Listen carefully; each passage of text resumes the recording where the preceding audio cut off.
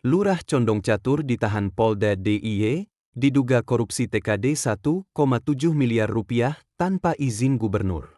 Sleman, 30 Juni 2026.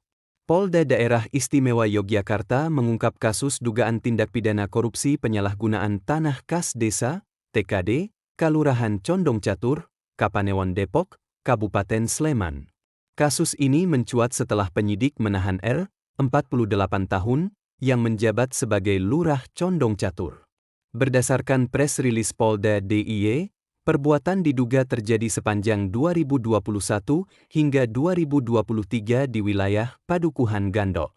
Tersangka R disebut menyewakan tanah pelungguh Dukuh Gandok kepada sejumlah pihak tanpa mengantongi izin dari Gubernur DIY, sebagaimana diwajibkan Peraturan Gubernur DIY Nomor 34 Tahun 2017 tentang pemanfaatan tanah desa.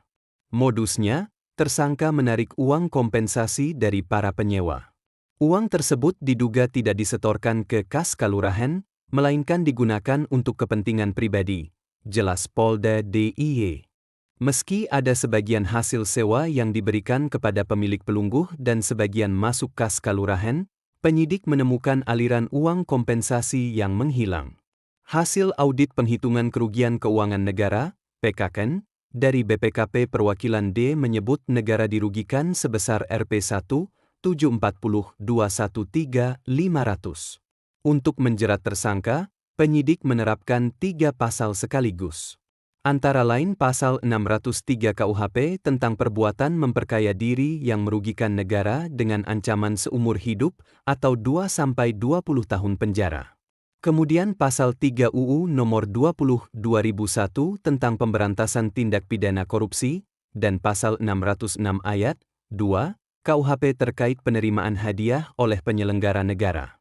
Penyidik telah mengamankan sejumlah barang bukti, meliputi dokumen surat perjanjian sewa tanah, bukti pembayaran uang kompensasi dan uang sewa, serta dokumen lain yang berkaitan dengan perkara.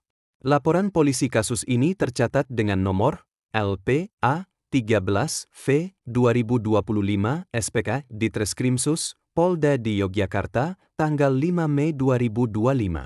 Polda DIY menegaskan komitmennya menindak tegas setiap bentuk korupsi yang merugikan keuangan negara. Kami mengimbau seluruh penyelenggara pemerintahan agar mengelola aset negara maupun aset desa secara transparan dan bertanggung jawab sesuai peraturan perundang-undangan, tutup Polda DIY. Masyarakat juga diminta aktif melaporkan jika menemukan indikasi penyalahgunaan wewenang.